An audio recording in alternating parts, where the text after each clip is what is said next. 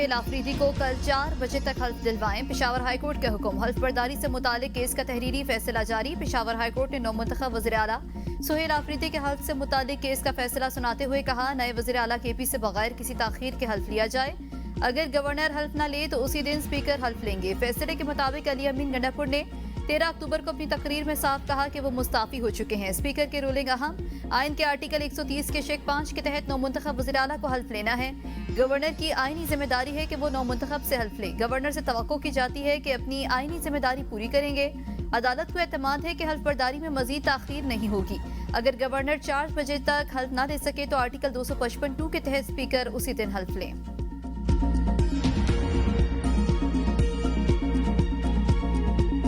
Governor साहब,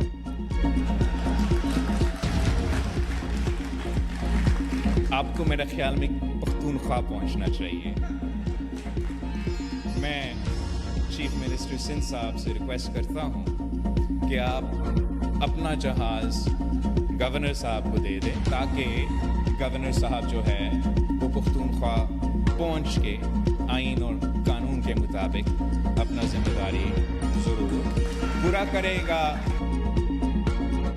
वज़ीर आला सिंध गवर्नर के लिए जहाज फराहम करें ताकि वो फौरी तौर पर खैबर पख्तूनख्वा जाएं। बिलावल भुट्टो की हिदायत। कहा, गवर्नर को अपने सूबे में होना चाहिए था। गवर्नर खैबर पख्तूनख्वा को आइन और कानून के मुताबिक अपनी जिम्मेदारी अदा करनी चाहिए। अदालती हुक्म पर अमल किया जाए। बिलावल की हिदायत के बगैर गवर्नर खैबर पख्तूनख्वा फैसल करीम कुंडी कराची से पेशावर पहुंच गए। कल खैबर पख्तूनख्वा के नए वज़ीर आला से हल्फ लेंगे।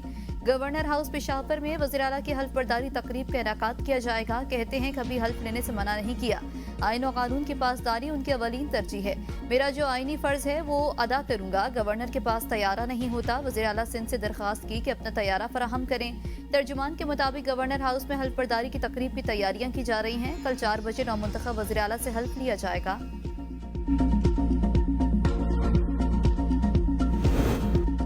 पेशावर हाईकोर्ट का फैसला इन कानून की फतह और जमहूरियत के इस्तेहकाम का मजहर है। अली अमीन गंडापुर कहते हैं, अदालत का फैसला बानी पीटीआई के विजन की अक्कासी करता है।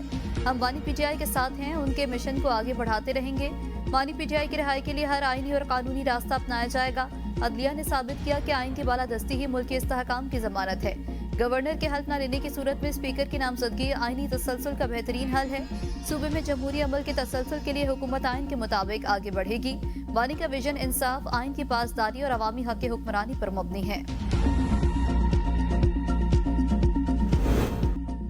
बानी पीटीआई ने वज़ीर आला के मुंतखब होने के अमल पर खुशी का इजहार किया। बानी इस बात पर खुश हैं तमाम MPAs ने बगैर किसी ग्रुपबंदी के वोटिंग में हिस्सा लिया। चेयरमैन पीटीआई बैरिस्टर गौहर की अडियाला जेल के बाहर मीडिया से गुफ्तगू। कहा, जमहूरी प्रोसेस में कोई इब्हाम नहीं होना चाहिए। अमल कानून के मुताबिक अमल होना चाहिए। हल्फ बर्दारी का अमल भी बखुशी मुकम्मल होना चाहिए। बानी ने कहा है, फौज मेरी, मुल्क भी मेरा, शोहदा भी मेरे हैं। दहशतगर्दी के हल के लिए अफगानिस्तान से भी बात जरूरी हो तो हल निकालना चाहिए।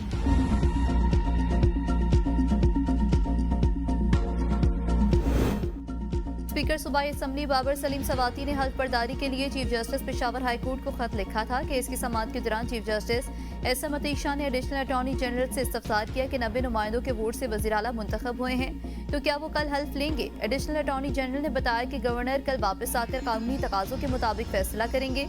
गवर्नर के वकील ने कहा, यह कहना कि गवर्नर हल्फ नहीं लेंगे कबल अज़ वक्त है। चीफ जस्टिस ने रिमार्क्स दिए, वज़ीर आला के इस्तीफे देने से ही इस्तीफा हो जाता है, चाहे गवर्नर मंजूर करें या नहीं। पीटीआई के वकील सलमान अकरम राजा ने मौक़िफ़ इख्तियार किया कि अली अमीन गंडापुर ने इस्तीफा दिया और नए वज़ीर आला को वोट भी दिया। गवर्नर ताख़ीरी हरबे इस्तेमाल कर रहे हैं।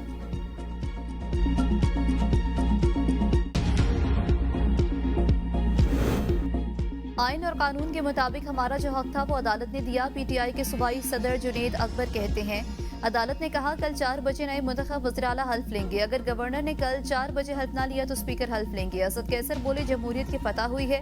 पेशावर हाईकोर्ट ने इंसाफ का साथ दिया, जुर्रतमंदाना फैसला सुनाया। अगर अदालतें ऐसे फैसले दें तो कौम इनके साथ खड़ी होगी। खैबर पख्तूनख्वा इस वक्त जंगी सूरत हाल में है। सब जमातों को साथ देना होगा। सूबे को बहरान से निकालने के लिए तमाम सियासी कुव्वतों को मुत्तहिद होना चाहिए। ये किसी एक पार्टी का काम नहीं, हम सब की मुश्तरका जिम्मेदारी है। खैबर पख्तूनख्वा बानी और तहरीक इंसाफ का सूबा है। हम सब मिलकर सूबे में अमन और तरक्की की नई सोच को आगे बढ़ाएंगे।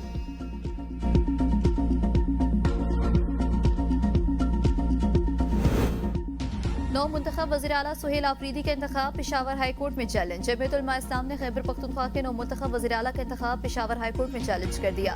खैबर पख्तूनख्वा असम्बली के रुकन और JUI के रहनुमा लुत्फुर रहमान की जानिब से दायर दरख्वास्त में मौक़िफ़ इख्तियार किया गया है कि अली अमीन गंडापुर के इस्तीफ़ा मंजूर नहीं हुआ। वज़ीर आला का इंतखाबी अमल गैर आईनी है।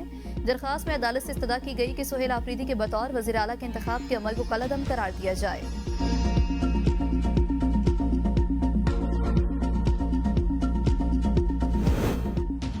मिस्र के शहर शर्म शेख में गजा मुआहदे पर दस्तखत। अमरीका, मिस्र, कतर और तुर्किया ने मुआहदे पर दस्तखत किए। अमन मुआहदा अमरीका, तुर्किया, कतर और मिस्र की सालसी से तय पाया। अमरीकी सदर ट्रंप ने कहा आज एक तारीखी दिन है। अमन मुआहदा बड़ी कामयाबी है। मशरिक़ वस्ता में अमन कायम होगा। गजा जंग बंदी में हमास का भी किरदार मुस्बत रहा। ईरान ने भी गजा में अमन मंसूबे की हिमायत की। यकीन है ईरान अमन अमल में शामिल होगा। मुआहदे के मुताबिक गजा में जंग के मुस्तकिल खात्मे के बाद अमन और तामीर नौ को यकीनी बनाया जाएगा। दस्तखत करने वाले ममालिक निगरानी करेंगे।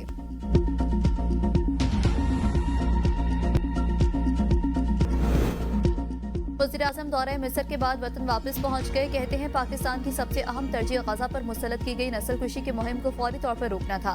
फ़लस्तीनी अवाम की आज़ादी, वक़ार और खुशहाली पाकिस्तान के लिए बुनियादी अहमियत की हामिल है। अल-कुद्स अल शरीफ के बतौर दारुल खिलाफा एक मजबूत और काबिल अमल फ़लस्तीनी रियासत का क़याम पाकिस्तान के मशरिक़ वस्ता की पॉलिसी की बुनियाद है और रहेगी। अमन की कोशिशों में अमरीकी सदर ट्रंप का अहम किरदार नाकाबिले फरामोश है।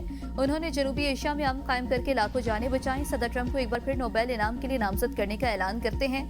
वज़ीर आज़म शहबाज शरीफ वाहिद रहनुमा थे जिन्हें ट्रंप ने शुरा से खिताब की दावत दी।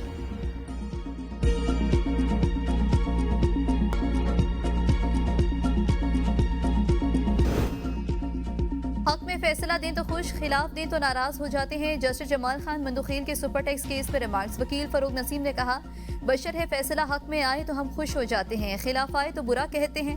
जस्टिस अमीनुद्दीन खान की सरबराही में 5 रुकनी आईनी बेंच ने केस की समाअत की। जस्टिस मोहम्मद अली मजहर ने कहा टैक्स नाफिज करते हुए आप किस तरह के इंसाफ की तवक्को रखते हैं।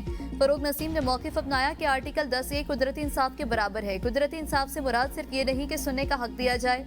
जस्टिस मोहम्मद अली मजहर ने इस्तफसार किया कि कितना टैक्स नाफिज होगा इसका फैसला गुज़श्ता साल के असासों पर होता है। वकील फरूक नसीम ने जवाब दिया कि इनके टैक्स में ये तसव्वुर है कि जैसे जैसे आमदन में इजाफा होगा वैसे वैसे टैक्स बढ़ेगा। सुप्रीम कोर्ट ने केस की मजीद समाअत कल तक मुलतवी कर दी।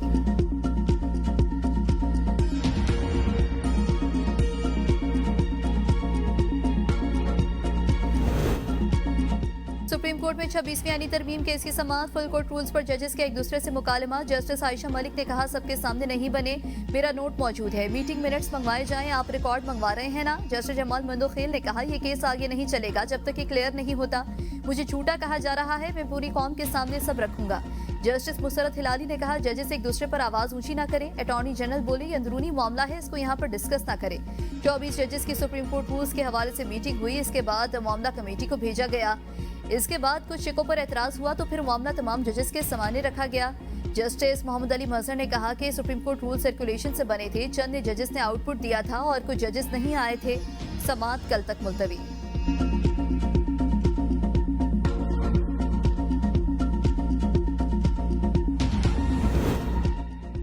मुकाबला किसी दूसरे सूबे या शहर से नहीं मुल्क से होता है जिसमें हम नंबर 1 हैं। BISP को आलमी सतह पर तस्लीम किया जाता है। दुनिया के बड़े मुल्कों के पास ऐसा प्रोग्राम नहीं। बिलावल भुट्टो के नाम लिए बगैर भुट्टो हुकूमत पर तनकीद। कहा PTI हुकूमत ने भी नाम बदल कर इमदाद पहुंचाने के लिए BISP इस्तेमाल किया। मौसमी तब्दीली से जो नुकसान हम उठा रहे हैं इसमें हमारा हाथ नहीं है। गजा में जंग बंदी मुआहदे का खैर मकदम करते हैं। तारीख गवाह है सबसे ज्यादा सीज फायर इसराइल ने ही तोड़े हैं। उम्मीद है पूरी उम्मत मुस्लिमा देखेगी कि ये सीज फायर ना तोड़ा जाए। डर है ऐसा ना हो कि इस बार भी धोखा दिया जाए। बानी PTI बुशरा बीबी के खिलाफ तोशाखाना 2 केस की समाअत कल तक मुलतवी। प्रोसिक्यूशन ने हतमी दलाइल मुकम्मल कर लिए। वकला सफाई अदालत पेश न हुए। कल हतमी दलाइल देने की हिदायत। समाअत के दौरान बानी PTI बुशरा बीबी को जेल से अदालत पेश किया गया। Barrister Saif, senator Mishal Yousafzai, barrister Gohar कमरा अदालत में मौजूद थे।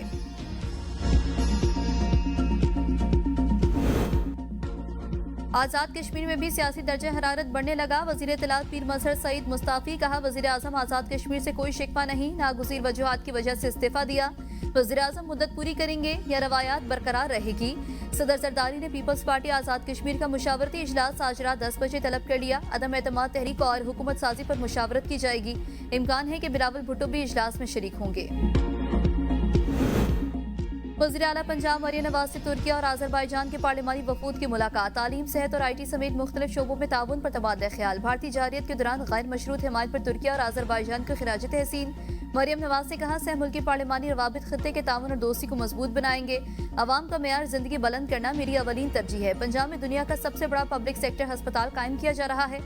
वफूद ने पंजाब में तरक्याती मंसूबों और शानदार मेजबानी को सराहा। पंजाब के तमाम टूल प्लाजों पर पर्ची खत्म।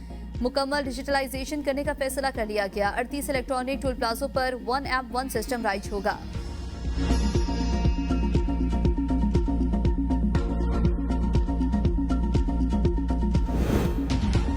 अफगान बच्चों को पोलियो के कतरे पिलाएंगे और फिर इन्हें मुल्क बदर करेंगे। वज़ीर आला सिंध मुराद अली शाह कहते हैं, बदकिस्मती से कुछ लोग हर चीज को मनफी बनाते हैं। अगर पोलियो वैक्सीन में कोई मसला होता तो शहीद मोहतरमा आसफा भुट्टो को वैक्सीन न पिलाती। उलमाए कराम और सारी समाजी शख्सियात से दरख्वास्त, इंसदादे पोलियो मुहिम में किरदार अदा करें। पोलियो वायरस सिर्फ 2 ममालिक में रह गया है। हमारे लिए शर्म की बात है कि हम पोलियो वायरस को आज तक शिकस्त नहीं दे सके।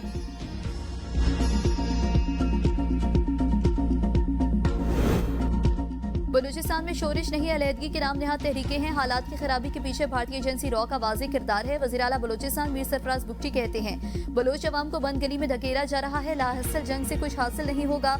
मुल्क दुश्मन अनासिर का मकसद पाकिस्तान को नुकसान पहुंचाना और तकसीम करना है।